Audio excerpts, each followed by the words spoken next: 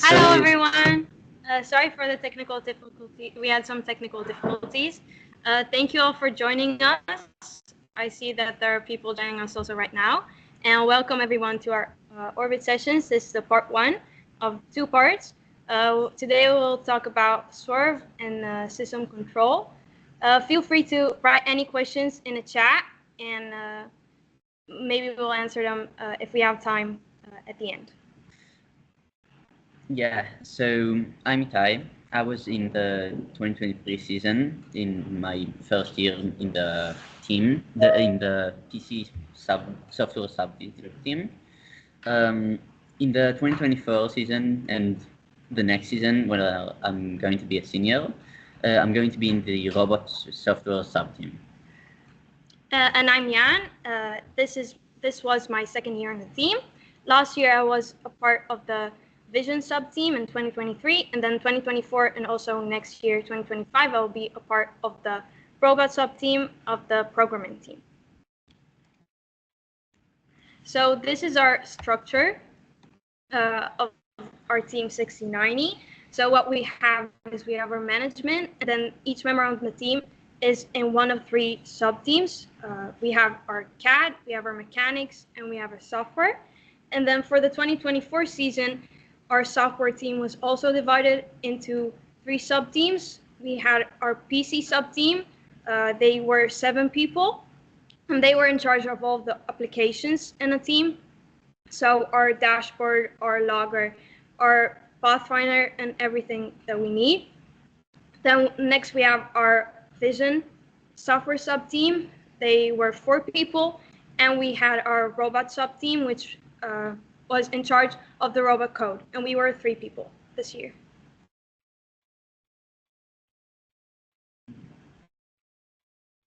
So today we'll talk a little bit about our code, and we'll move on to tuning new subsystems and some physics models, how we approach these, and automation guidelines. Then we'll talk about Swerve, and last we'll have our Q&A. Some questions from the Google Forms we put on Chief Delphi, and maybe some from the chat. So timed robot. We are using timed robot in our code as opposed to the command base. In timed robot, the code runs up periodically in 20 millisecond cycles by default. We chose timed robot because it's simple and it's recommended by WPI's docs. We made a change from LabVIEW to Java in the 2020s off-season, and we searched the WPI's docs, and we first saw that the timed robot was recommended by them, and we've stuck to it ever since. Yeah, it's just easier for us, and we know many teams have been switching to command-based the past few years, but we just have many of our apps are also in-team developed, so everything just works well together with the time robot.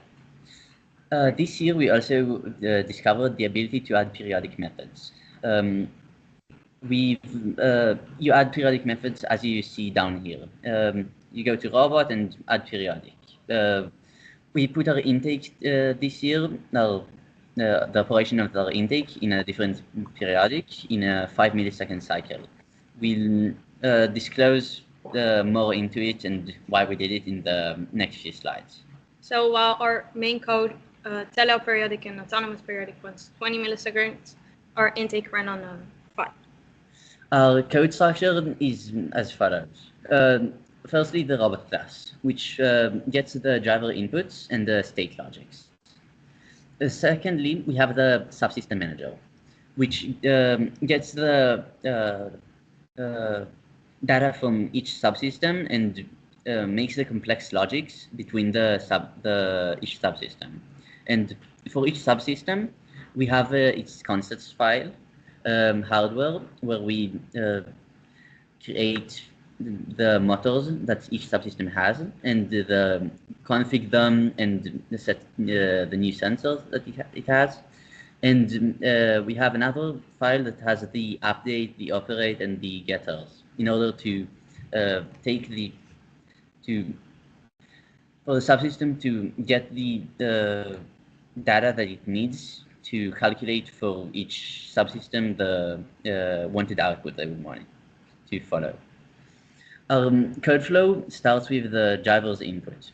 It's either the controller or the operator's dashboard. From the driver controller, we operate our Swerve and then get to our pulse tracker to calculate the odometry. We want to be talking a lot about odometry this session. We are going to talk about it more on the next session, next week, on the same time.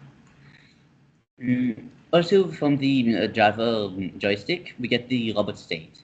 And from both the pulse tracker and the robot state, the subsystem manager calculates the wanted values for each subsystem, such as the angle of the pivot or the velocity of the shooter wheels needs to they need to follow this year. And from the subsystem manager's calculations, each subsystem will operate according to it. Yeah. So when we first get our robot, we have many new systems to tune. So what we first do is we choose our control type. So we here are some of the control types that you have at CTRE motors that what we usually move, but you do have some of these also on rev motors. So for example, motion magic, we use that for big movements between constant set points usually. So for example, if you have a pivoting arm, then that you have that will make big movements and you have constant set points for it, that's what we'll choose. We use position for real-time updated set points when the targets change very rapidly, for example, for our Swerve steering, and also in our arm pivot this year, we use that as well for the small movements. And we use for velocity, for example, for constant speed in our shooter wheels. And sometimes we also use voltage to avoid conflicting closed loop corrections. For example, this year our intake was also our trigger. So what we did is that when we were shooting, we put our intake in voltage mode. This way the node would just go straight into the shooter to follow its velocity control. Next thing we do is we check the system limits. A very big rule is don't ask a motor to do something it can't do, because it'll harm the subsystem, it'll harm the motor, and it'll be inconsistent. So what we do is we set soft limits first to the system. Some systems don't need soft limits, some do. Pivoting arm will need subsystems, shooter wheels probably won't. Then we set our acceleration and torque and our cruise velocity if we use motion magic, for example. And we also set our current limits. And how we do that is we just run our system the way it's supposed to run in a match. And then we look at the current, we look at the graphs for the current, and we set it just a little bit above what we saw in the graphs to leave a little bit room. That's what we do for current limit. Next thing we do is we set our voltage compensation for the motors of that particular system. It also sets the peak voltage for that system. So when testing, we'll do that a very small number, a very low, in order for everything to run super slow for us to be able to detect if anything goes wrong in the first few runs. But then later on, we'll increase that number to be about 9 to 11 volts, usually, depending on the subsystem, what we do.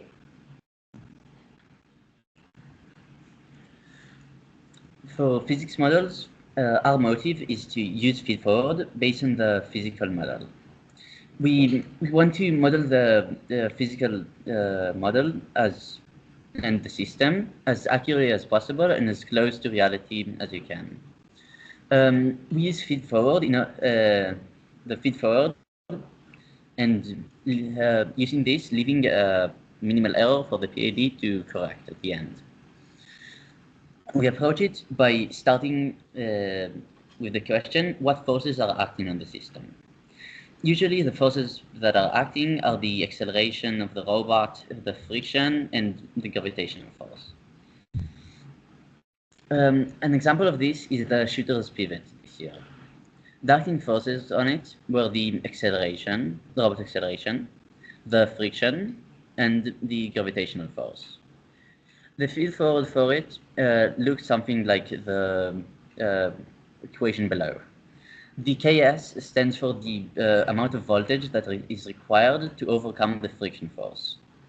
The Kb that is multiplied by the velocity wanted is for motion magic control, and we put it at a number that we check and tune according to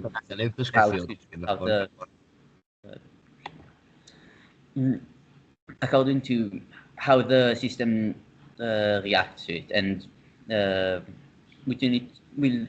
I'll talk about more in a second.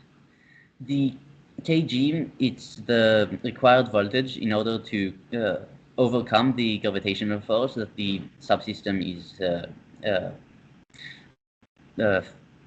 impacting the subsystem. Yeah.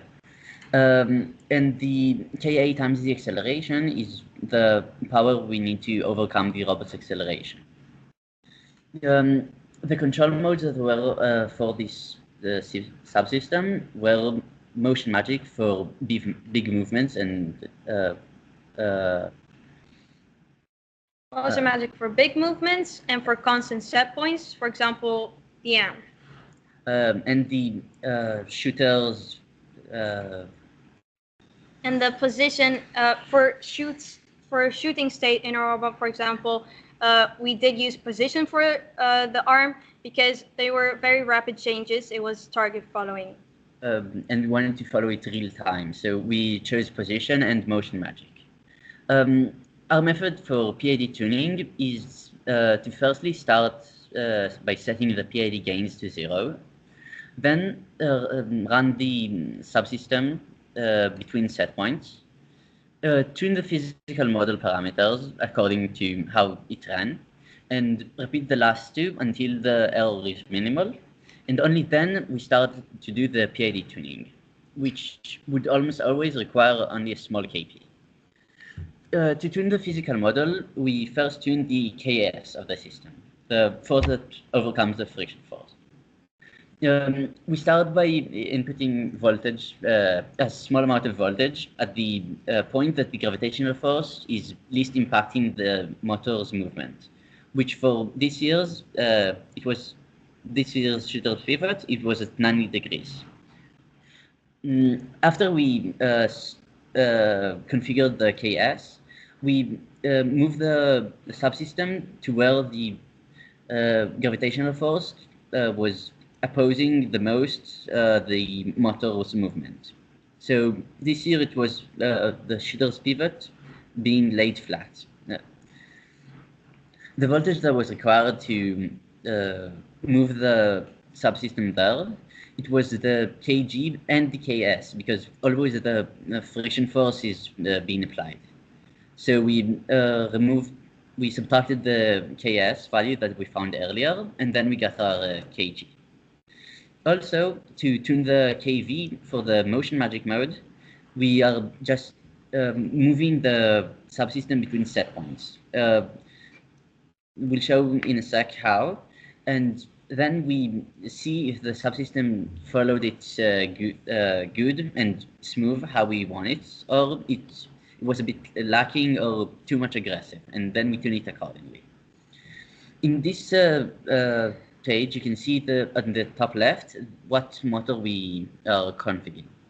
What motor are we powering right now? So this is a part of our dashboard, of our custom dashboard.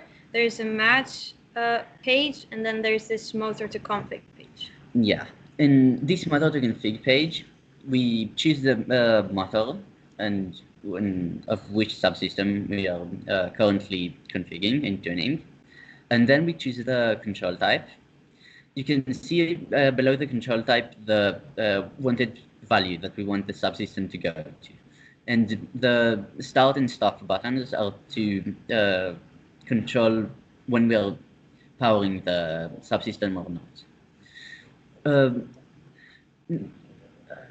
be sure that when you're tuning your system, tune it for what it will actually do during the match. Like for the control mode motion magic, we are tuning it for big motions and constant set points, but we will not focus on the small movements that the system will also do, but in the position control mode. Yeah, so what you can see here is that at the beginning there's a big gap. That's just because we haven't started the motion yet. But then when the blue graph is starting to go up, that's when we started the motion. It was at 0 and then it went to 1 radian. And then we put it back. We just click the stop and then we changed the output to 0.7 and we did again. So we can see multiple graphs there. We have velocity, current, throttle. That's also how we configure our current limits. And tune the kV by the velocity window. Yeah. So now I'll talk about automations. We like doing things automated for many reasons. The first one is to keep the driver's attention on driving. It's been almost forever since we've had 2 drivers. We always have only 1 driver, and he's in charge of driving and on operating the robot. So everything has to be automated and everything has to be done in software in order to keep the driver's mind on driving. And it also frees another person on the drive team to do things that are other things that are related to the match and not necessarily to the robot. Another reason to keep things automated is to improve accuracy and to reduce action time, because sometimes the software is more reliable. The robot does things reliably and super fast, and sometimes human corrections take more time and are not that accurate. When are we doing these automations? When we have difficult tasks with little room for error.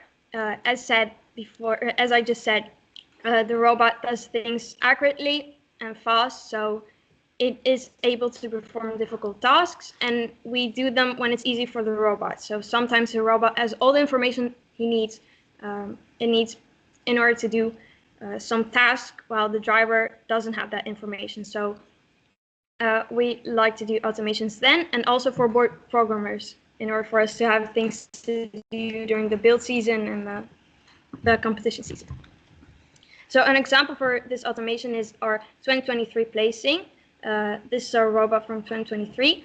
You can see it has a big arm, a big shoulder, and then a differential and a claw. So everything here in this video is being done automatically. The driver drives into the community and then he presses a button, and the robot will drive just being straight into the grid, and it will move all the subsystems, the shoulder, the differential, the claw, everything in order to place and pick the cone up from the robot. And another thing, 2 things that the robot automatically decides is the side the arm opens up to, which is dependent on the robot's heading. So if the driver would have come 180 degrees from what it came in the video, then the arm would have opened up to the other side. And the robot also decides the cone orientation. So the driver only has to press 1 button, and the height was also decided by our dashboard. Our commander, that's what we call like the operator, the person on the dashboard. He would decide the height, like mid, low, or high, and then the robot with just 1 button press would do everything in order to place in a cone. Another example of automation this year was the intake, our 2024 intake.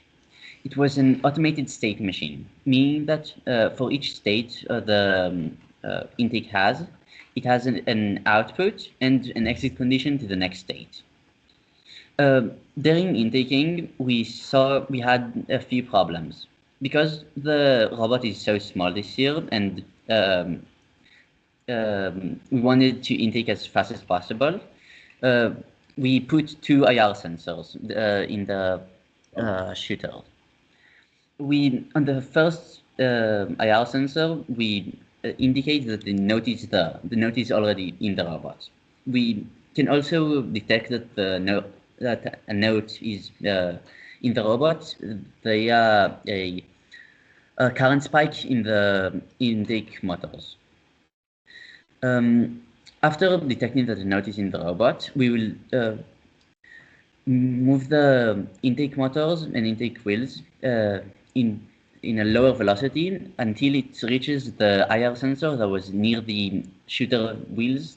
And when it saw it, we moved it back a bit because we had a small curve at the start of the intake and we wanted to flatten out the node. So we would have a consistent shot in every single time.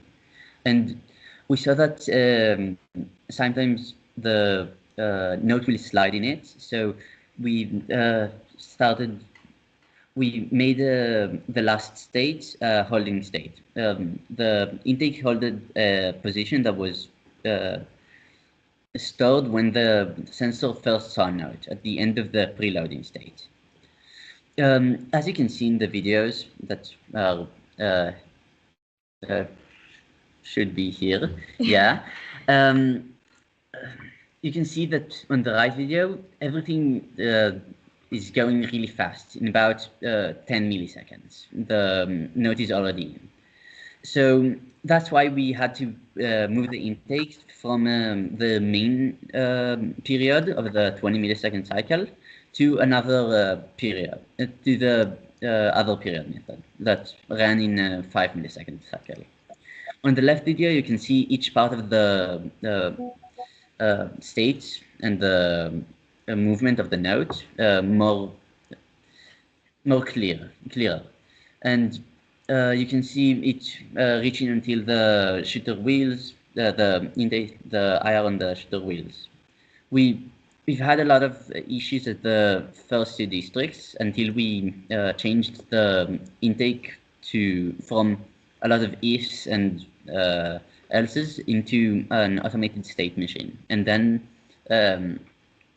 the code was a lot more clear and we could debug it easier, and it was really helpful for us in order to move it away from the main cycle to a different period.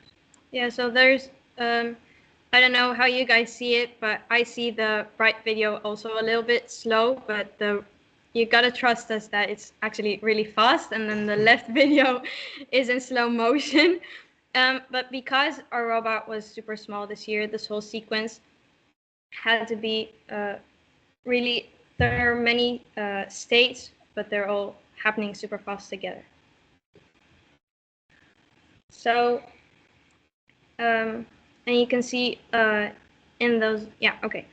So another example for automation is our 2024 shooting this year.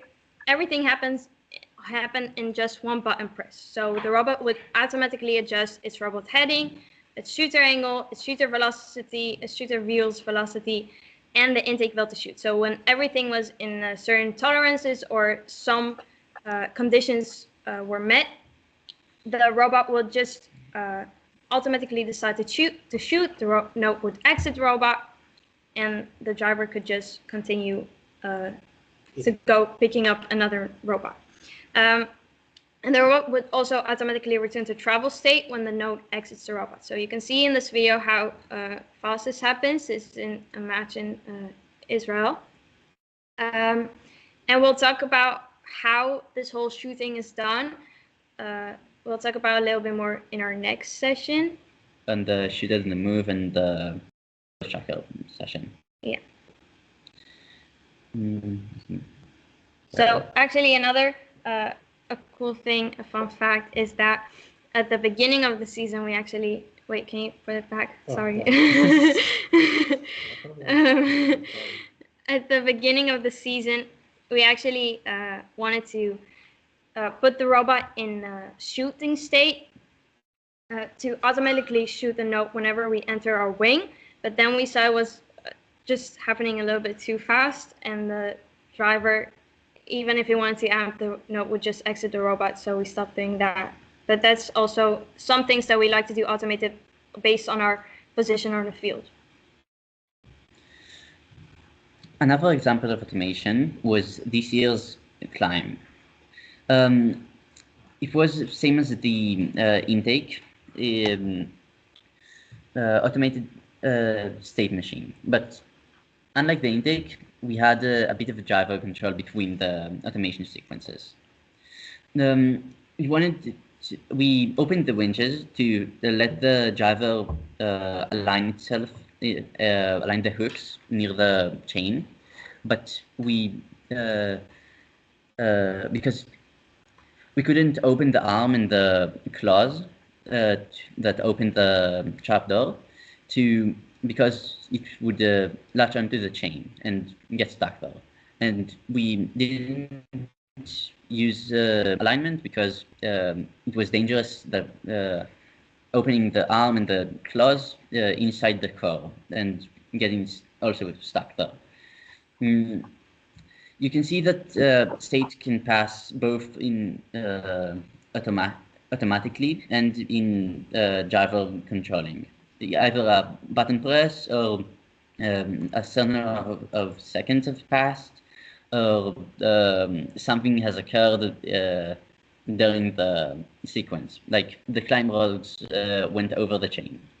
We had a problem that the pivot of the climb rods were getting stuck on the chain. So we set the arm position to, we changed the arm position, the first climbing arm position, in order to not get stuck on the chain. And then only after we see that a percentage of the climb has passed and we know that the climb rods went over it, we go to the other angle that was a bit more lean onto the trapdoor and opened it in order for us to shoot. We have here two videos that show the whole sequence. Okay. On the left, you can see the winches opening, and you can see the pivot of the rods that is a bit bulky, and that part was the part that latched onto the chain. On the right video, you can't really see it now, but we will.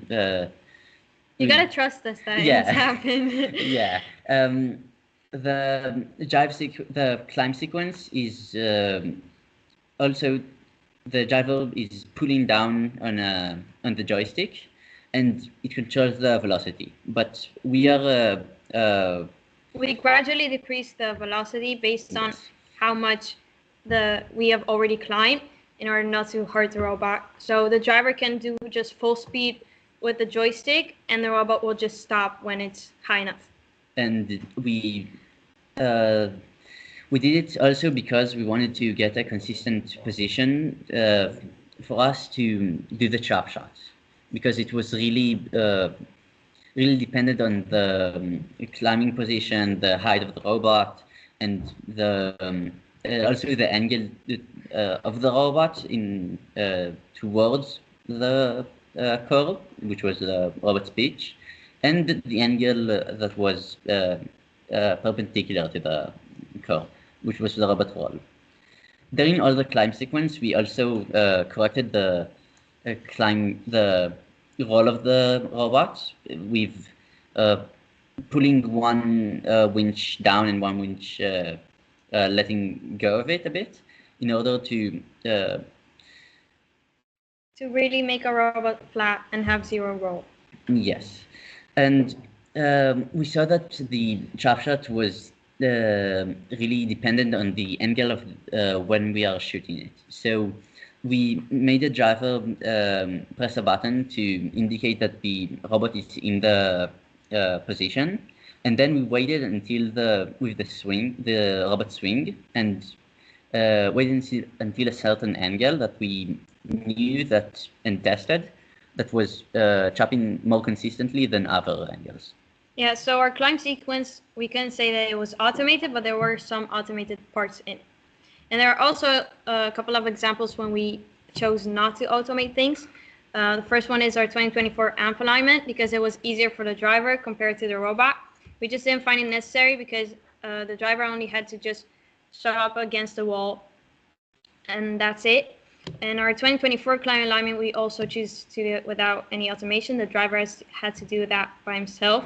And we did that because there was a high risk for the robot. After opening and climb, the arms could get stuck up beneath the chain. And there was also very little room for opening it up because we had to be a very specific place. And the tag wasn't visible from our climbing position. We didn't have any camera looking up at the tag from that position. So, and it was also, you have many combinations, like many places you could be climbing. So you would see different things. So we choose not to do that. And in our 2023 community shooting, we also chose to do that without any automations because it was a high risk for foul. Last year, our robot for champs and for the off season, we had the flag coming out of our robot into the community because then we would be able to shoot our cubes into the lower grids.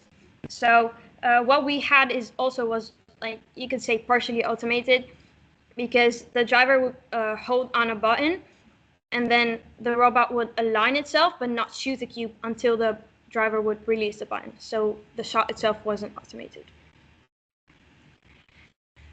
Next, we'll talk about Swerve. Ooh, okay, so this is the second part of the session. So Swerve.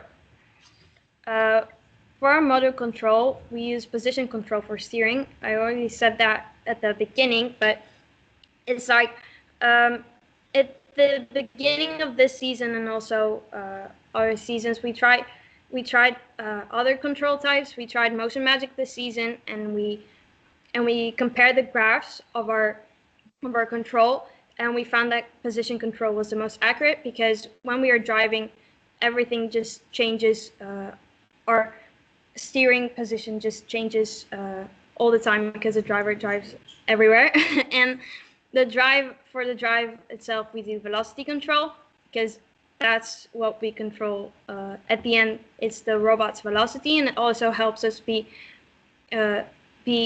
able to tell what we did and how the robot drove. And for finding the shortest path, you can see here, this is like one of our a module, and then we'll choose the blue arrow over the red one for this target. The next thing is, how do we calculate models' velocities? So we divide a movement into two vectors. We have first our rotational velocity, which is the wanted omega from the driver triggers, times the radius, the drivetrain radius, perpendicular to the radius. So that's one part. And then the other part, the other vector, is our translation vel. And when we add those two up together, we get our model vel, which is different. We get a different velocity for each model, but the robot will do what it's supposed to do. Swerve. Never mind. So we get a field-centric velocity vector from the driver, from the joystick. That's like our robot on the field. You can see it here. Our coordinate system. So say we have a certain heading that's theta, and we have our field-centric velocity. So what we do, how we make that velocity into robot-centric velocity, because that's how we control it, is we multiply our field CS velocity by a rotation matrix that has theta into it, and that's how we get our robot-centric velocity. As I said earlier, in our Swerve, we have a few limits. First is the velocity limit. The velocity limit is for each module, and it's limiting it to its maximum velocity that it can physically drive. And in order to achieve the most out of our and get the most that the robot physically can, we scale the joystick axis by the maximum velocity. But arises a problem from it. The driver can request both full velocity and request full turning, which means that one module's wanted velocity will be twice its maximum velocity. And if you would send the wanted velocity like that to the module won't sync with the robot motion. Our solution for it is to check if any module wants a velocity that is above that limit. And if one is, we scale all the module's velocities by the same factor to match the max velocity. The factor is down here. The robot's max velocity is the top part, and the bottom part is the max that we have calculated for each cycle. Another limit that we have in our Swerve is the acceleration limits. We have it so we have more predictable outcomes for that in order to. It helps our odometry because when we have our acceleration limit, then it helps us have a predictable output for the motor and for the robot's behavior. And and it reduces the thread stir because you will not ask the module to do more than it will physically do on the carpet, and it won't tear the thread when it's if it can accelerate when it's lifting up a bit and then glide onto the carpet. How we use it is we take the wanted acceleration, that is the final wanted velocity that we've calculated for this cycle, and subtract the velocity that we took from the module and divide it by the cycle time. And then we apply the acceleration limits to that velocity, to that acceleration. And then to calculate the next wanted velocity, we take the current velocity and add the wanted acceleration after we put it through the limits and multiply that by the cycle time. We have three types of limits: the forward limit, tilt limit, and skid limit. So first type of limit is forward limit. Motors provide more torque the slower they spin, and the robot can accelerate less at the direction it moves. And the faster it moves, the less it can accelerate. So what we do for forward limit is that we take our max forward accel is defined like this. We have our max acceleration, and then it's times 1 minus current velocity divided by our max velocity. And how we tune that is we set it first to a logical value around 10 meters per second squared, and then we increase the max acceleration until the robot cannot follow the wanted velocity. And we check that by plotting graphs and just seeing when it follows and when it doesn't. The next type is our tilt limit. We limit acceleration in robot directions to prevent it from tilting. We did the same thing for front and for side. We take the minimum out of the max acceleration and the wanted. And how we tune that is also we just set it first a logical value, and this is depending on your CG, because if you have a higher CG, then you have a higher chance of tilting, so you might want to put it at a lower number. And then you increase this number until the robot starts tipping when accelerating or decelerating. And then the third type is our skid limit. We limit the max acceleration for the robot to not skid on the carpet, because it's bad for the carpet and it's bad for the treads and it's bad for odometry and everything.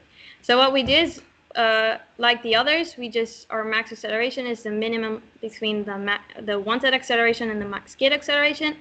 And the implementation of that is we have a robot, and this is our current valve, that's the orange one, and then our pink one is the final wanted valve. So the purple one would be the wanted acceleration from this valve to the other. Then our max skid acceleration is the circle, and our next wanted valve would be the intersection of that circle and the wanted acceleration. So that's how much we allow our velocity to change. And how we tune that is also we just decrease it until the robot stops skidding when accelerating. We would love to have a big acceleration, but those limits are what keeps us our driving more smooth and our geometry and our post tracking better. The Swerve is the same as in any other subsystem. It has its own automations. For the Swerve automations, we are always adding to the driver's wanted velocity, meaning that the driver can always override it. We have usually three types of automations that we use. The drive to automation, which gets a pose on the field and an angle that it will rotate to, and it will automatically drive and rotate to that angle and position. Then we have the rotate to automation that gets an angle and is rotated to that angle. But we have two types of rotate to.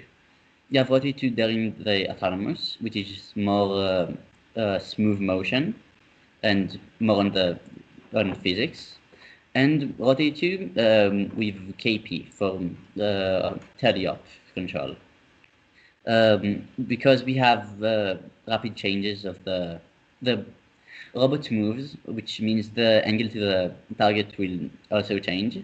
So we want to rotate to that new angle, but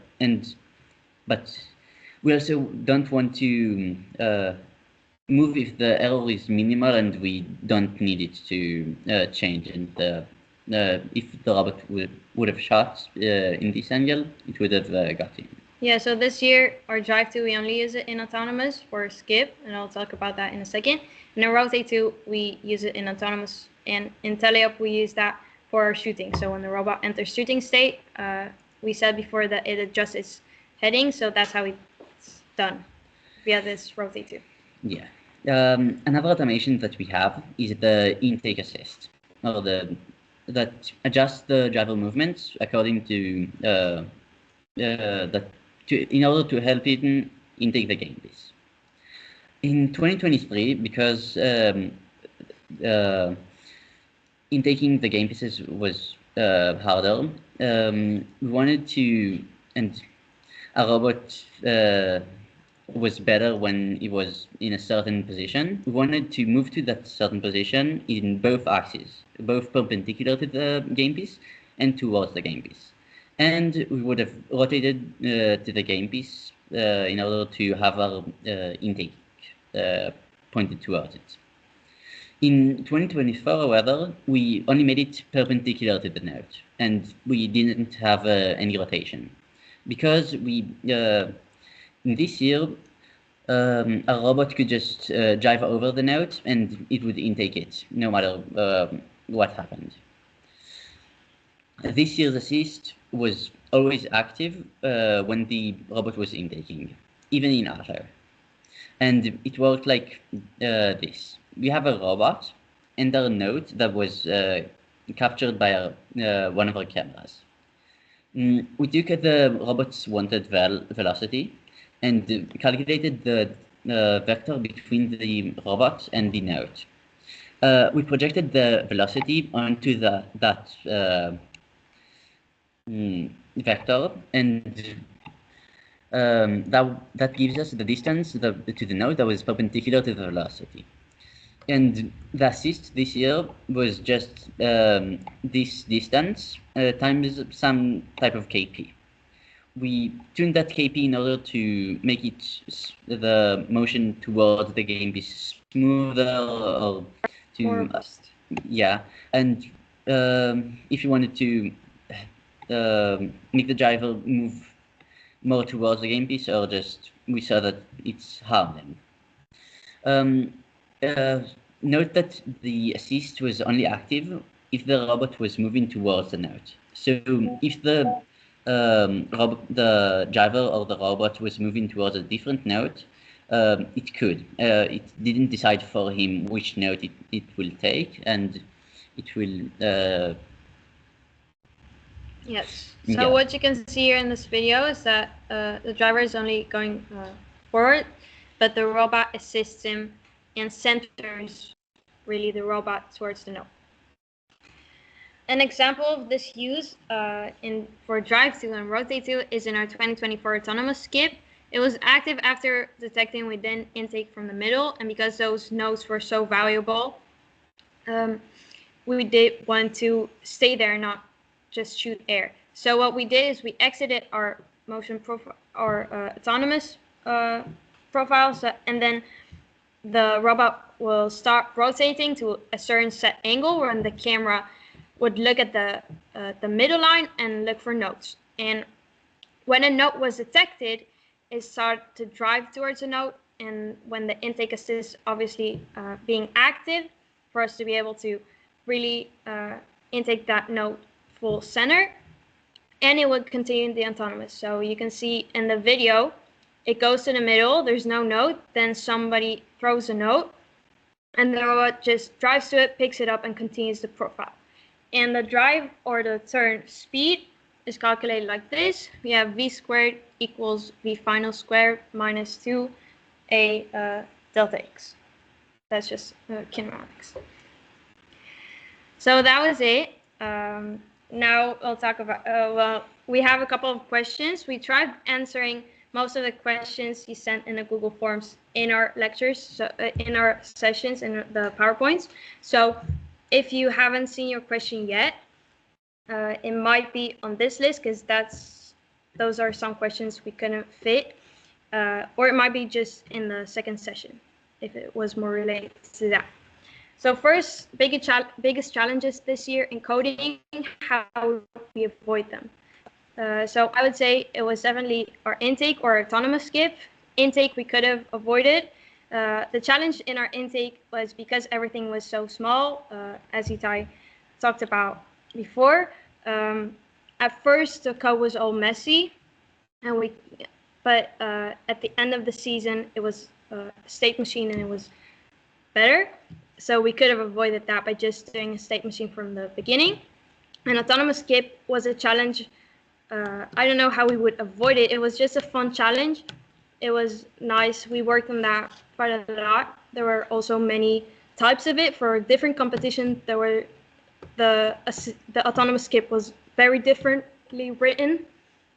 But yeah, that was fun. I'll add to that for both of those challenges, if we at the end we can reflect that we could have written both of them at the start better if we would have chosen automated state machine instead of a bunch of if analyses that were messy and needed to be in a part of in a kind of order in order to actually work, and switching that order can mess the whole thing up. Another question that was asked is custom application development, such as logging and pathfindings. What are the advantages of that? And the advantages that we mostly get from it is the ability to customize it for our own robot, and and add new features as we see them fit, and add them before the open source projects add them at the start of the season.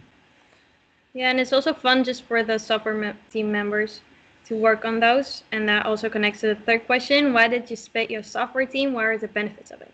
So we did it from the start because there were quite a lot of people on our software team. And we felt like it was better for everyone to just do one thing really good than to be mediocre at many things. So people could benefit from doing many different projects, but we felt like they could learn more if they just did one thing really and went to that really deeply. So that's part of the benefit from it. But it's also not so simple. I mean, you need more mentors and you need more support for that because you take things more deeply. Next questions. Do you run any simulations of the code before testing on the robot? So actually, no, we are not running any simulation of it, but we start developing it when you have a rough idea of how the robot is supposed to go and how it's going to be. So we take a lot of time coding it, and in that time we do a couple of code reviews. So we see that nothing is looks strange or out of the ordinary, and so we don't run any simulation of it, but we do have many eyes looking on it. So yeah. How do you manage tasks in your software team? Who does what, and what's the most important task? We use Google Docs. That's what we use the past couple of years. Maybe we'll change that later if something is easier and better for us. We use it for management and prioritization. We just put everything in our Google Docs, every little thing that needs to be done, and then we have different colors for things that needs to be done, very urgent, maybe in bold, needs to be checked and completed. And it's also nice to see, like, at the end of the season, so many, we do green for completed, many, like this huge file with many green things. So that's fun. And prioritization is also done just by how that docs is made. So like the most prioritized things are, the more urgent things are on the top, and less urgent things are on the bottom. Another question that was asked in the forums what is the best way to break the ice and start developing Swerve if you're a new team? So it's actually to work hard. During the off season, you can actually you can work hard, and there are a lot of open source projects that are already have the Swerve code, and you can take inspiration of that, or you can just probably copy it. And but we highly recommend to understand the code you're running. Yeah, because sometimes it will have bugs, and you want to fix them, to be able to fix them, and just being able to understand that that's what this is all about. So thank you all for listening. Okay, there are, we have some people here that okay, so these are some questions from the chat. What type of pro processors we're running on Doppler? That's our 2024 robot. We had the Orange Pi 5. Yeah, Orange Pi 5, and we have the Limelight. Yeah. Bridge.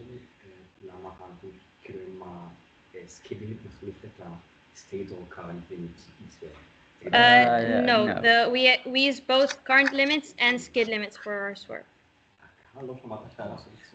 Yeah, but I answered the question. I told the question by answering it. The question was, does the skid limit replace sorry, our current limit for a Swerve? And the answer is no, we do both. Any other questions from the chat?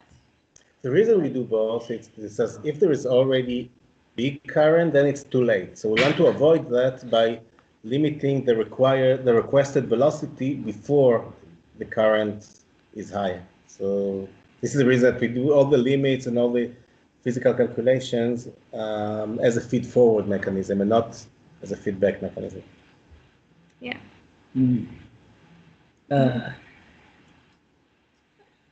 I see that another question was asked, that do you make any custom-made app for testing subsystems? We've actually shown in the behind the bumpers, behind the bumpers, and in this session. One. So we have our dashboard and we have our logger. So in our logger, we log things throughout the match, and for testing subsystem after every match, we just use our match dashboard, just everything there, and just the regular joystick, the controller. And the page of motor to config that we've you just saw earlier.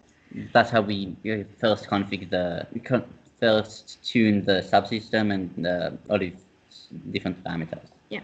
So during comp, we're not supposed to use that page, but if anything should go wrong, then we have that one.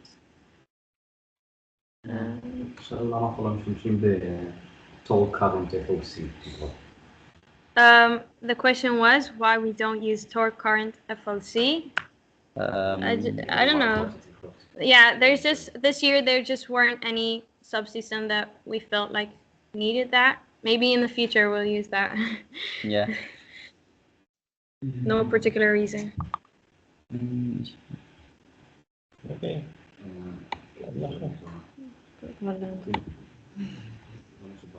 Yeah, okay. So I think that's it. Thank you all for being here. Thank you all for listening. Be sure to give us some, like, maybe feedback on Chief, like what we could have done, what you like, what you didn't like. Oh, there's another question. Also calculations. Yeah. Okay. So are the Swerve acceleration limits applied per module basis or for the entire robot? So we are doing it for The entire robot, the yeah. entire robot. Which is not accurate. Which is not accurate. But it's close enough to accurate and it works for us, and it gives us a smooth motion.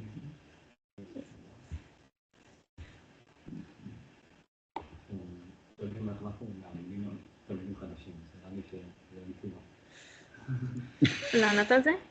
Yeah. Okay, there was a question how we train these students. So it changes by the year, by the student, by the sub-team they're getting into, but just try to get them involved. Well, they first have basic Java or Dart or any type of programming language. They first need to learn it because we usually don't get students who have coded before. And then when they get divided into the different sub-teams, they get to work on a new project with somebody that's already been on the team. So they just get there, and there's a lot of self-learnings. Some people just learn by looking at other people code. Some people learn by doing different projects on their own. So it really depends on the people and on the sub-team. Any other questions? So? Yeah, the last one. What? Mike. מה אנחנו עושים פיור פרסות באוטומטים, שאנחנו מחשבים פרויקטים ממש באיזה שעה? באיזה שעה? האחרון, אצלנו זה... 9:58, האחרון. אין לנו את זה. בסדר. אם אנחנו עושים פיור פרסות באלגוריתם של האוטומטים, או שאנחנו משתמשים בקוריו. משתמשים בפאת' פלנר. משהו שלנו. We Yeah. have our own custom path planner. Okay, this is the last okay. the last question from Yeah. the chat. Do you want to read it? Yeah. With the auto path following, are you using pure pursuit style approach, driving between post to these points, or are you using pre-calculated trajectories similar in approach to Courier or path planner? So we have our own pathfinder, and that's how we do it. It's similar to Choreo or Pathfinder. This year, with our auto drive, we just sometimes just stopped our path following.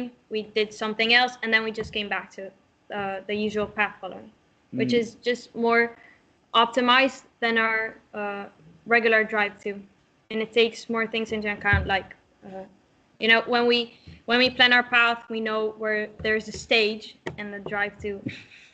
Well, it does know because it knows the robot's position on the field, but we don't take that into account. Yeah. Going back to the profile this year was pretty similar to mechanical advantage approach. Yeah. טוב, תודה רבה. Okay. Thank you for listening, being here. Thank you.